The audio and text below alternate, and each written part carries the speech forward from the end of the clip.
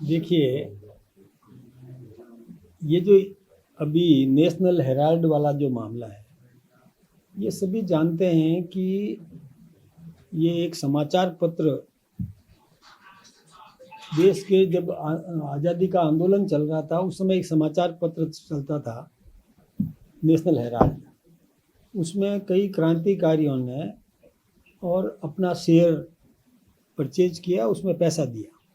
वो उनके पैसे से वो नेशनल हेराल्ड तैयार हुआ था। जब देश आज़ाद हो गया इसके बाद में, और धीरे धीरे वो समाचार पत्र उसका प्रकाशन कम हो गया और केवल एक कांग्रेस का मुख्य पत्र बन करके रह गया। तो इसकी प्रतियां बहुत कम चलने लगी, घाटे में चला गया। उस घाटे को उबारने के लिए कांग्रेस पार्टी ने कोई सहयोग किया और वो चेक कभी पेश भी नहीं हुआ। फिर उस संपत्ति का इन्होंने यंग इंडिया के नाम से और एक दूसरी कंपनी बनाकर और उसके शेयर्स उसमें कर दिए, और उसमें 38% तो शेयर थे सोनिया जी के नाम, 38% राहुल गांधी जी के नाम, और बाकी मोतीलाल जी वोरा वगैरह कुछ कांग्रेस के लोगों के उनमें शेयर्स ले लिए।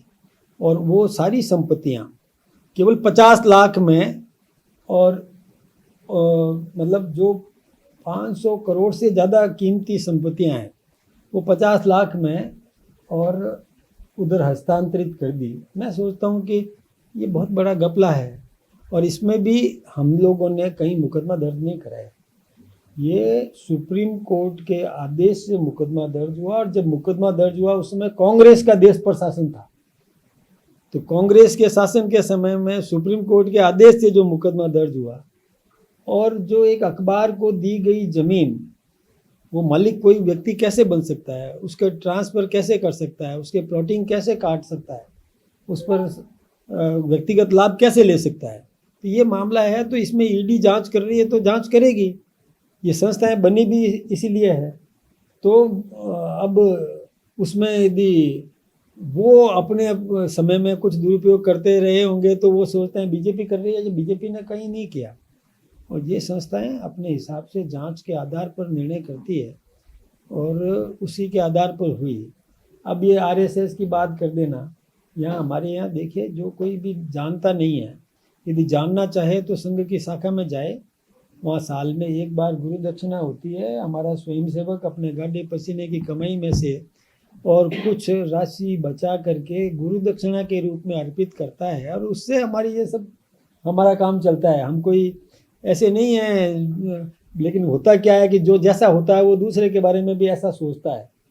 इसलिए उनको अपना विवेक बढ़ाना चाहिए, थोड़ा पता करे।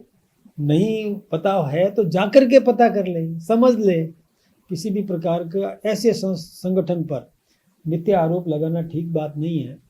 और जो कानून का काम कर ही रहा है, करने दो।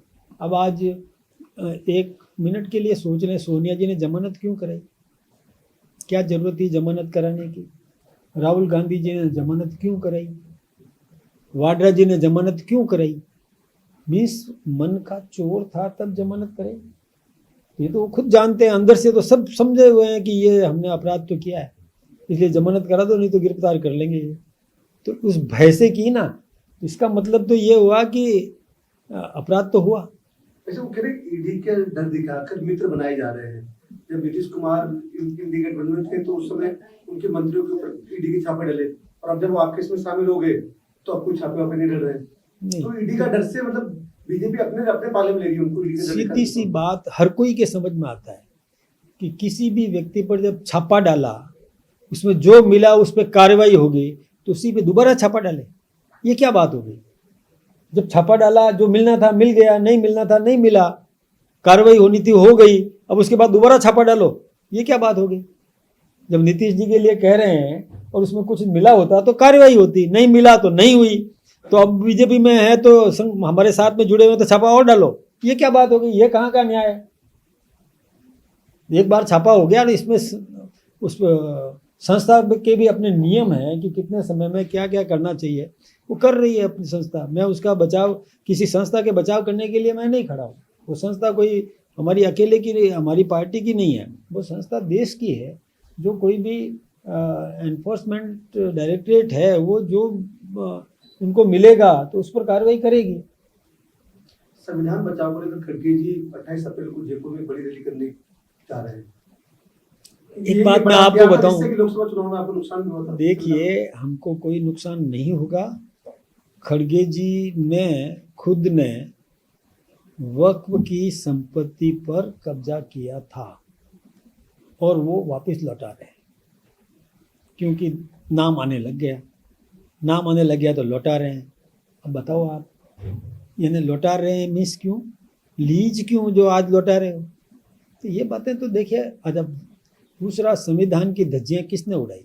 जो कह रहे हैं ना संविधान का समय, धारा 356 का दुरुपयोग कितनी बार किया, हमारी चुनी हुई सरकारों को कितनी बार बर्खास्त किया, देश में लोकतंत्र की इस चौथे स्तंभ की भी आज़ादी छीन ली जिन्होंने, समाचार पत्रों की और मीडिया, इलेक्ट्रॉनिक प्रिंट मीडिया की आज़ादी छीन ली और आपातकाल लागू कर दिया।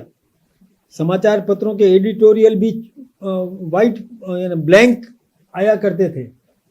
समाचार पत्र भी कोई समाचार नहीं छाप सकते थे। ये आज़ादी भी जिसने छीन ली, वो पार्टी आज संविधान की रक्षा की बात कर रही है। मुझे तो ये नहीं समझ में आया।